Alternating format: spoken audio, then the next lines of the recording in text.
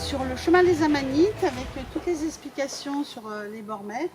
Et là, on voit donc le peintre Horace Vernet qui a construit le château des Bormettes en 1863 sur les ruines d'un château médiéval qui avait été détruit en 1770. Je me présente, Sylvie Forest, mariée depuis 44 ans, 2 enfants, 2 petits-enfants adorables. Je baigne dans l'ésotérisme, dans le hermétisme et dans tout ce qui est alchimique depuis mon enfance grâce à un héritage familial. Et quand on est arrivé à la Londe, j'ai vu ces 3 croisettes sur le blason de la Londe et je me suis posé la question et là j'ai appris que en fait lorsque Saint-Louis a débarqué à l'Égade le 10 juillet 1254, il y a 3 Templiers qui sont descendus de ce bateau montjoie sur la plage de l'Argentière et qui ont été se faire soigner à l'hôpital qui est un tout petit peu plus loin, qui était tenu par des hospitaliers. Et pour remercier, ils ont laissé les 3 croisettes que l'on voit sur le blason. Et là, on ne connaît pas leur nom, sont des inconnus, on n'a jamais entendu parler d'eux. Et quand je commence à demander à la Londe, on a complètement oublié cette légende. Alors comme il n'y a pas de hasard, je me dis je vais chercher, j'ai cherché d'archive en archive, de recherche en recherche et là je découvre qu'en fait le château des Bormettes ici et la ferme des Bormettes un petit peu plus bas, en fait était une ferme très prospère où les Templiers de la commanderie de Saint-Blaise hier ainsi que de la Chartreuse de la Verne et étonnamment, on ne parle pas de ce lieu qui était pourtant très prospère et donc je me dis que si on n'en parle pas, si c'est secret, c'est que ça doit dévoiler quelque chose. Donc ce livre est un roman historique basé sur des faits véridiques, ça se lit comme un thriller dans le sens où de ces Templiers qu'ont-ils laissé.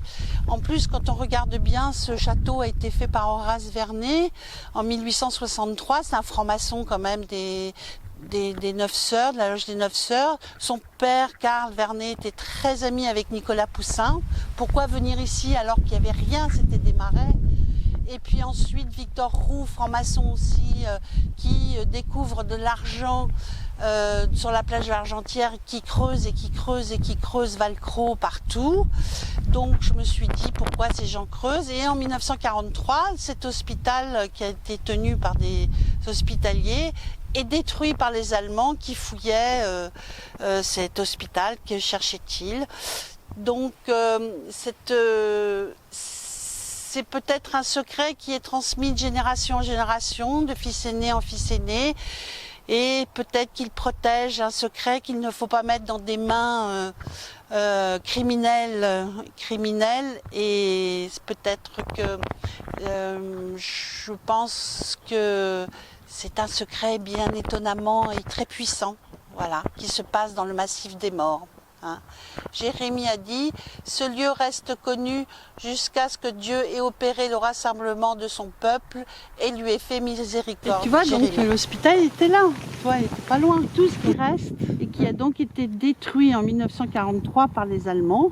Et en fouillant, ils ont tout détruit. Et qu'est-ce qu'ils cherchaient? Donc, là, on a reconstruit cette maison, mais c'est le site où était l'hôpital. Et voici donc la ferme où les Chartreuses de la Verne ainsi que les Templiers de la commanderie de Hyères-Saint-Blaise venaient donc porter les olives, les vignes. Là, c'est la plage de l'Argentière, là où les 3 Templiers ont débarqué en sortant du bateau montjoie de Saint-Louis le 10 juillet 1254 et qui ont été donc se faire soigner par l'hôpital tenu par des hospitaliers un petit peu plus loin. Et donc, c'est vrai que ça brille de tous ces feux parce que donc il y a un filon d'argent. Et Victor Roux, en 1881, vient voir le puits aux adultères qui devait se trouver à peu près par là. Il y avait un énorme trou. On disait que les femmes adultères étaient jetées dedans. Donc c'était la légende.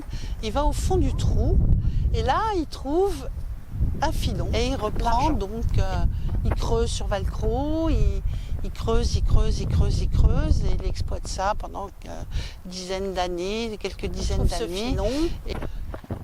par hasard, pas par hasard. Est-ce qu'il avait appris que déjà on exploitait des mines sous Poncelin-de-Fosse en 1200 et quelques?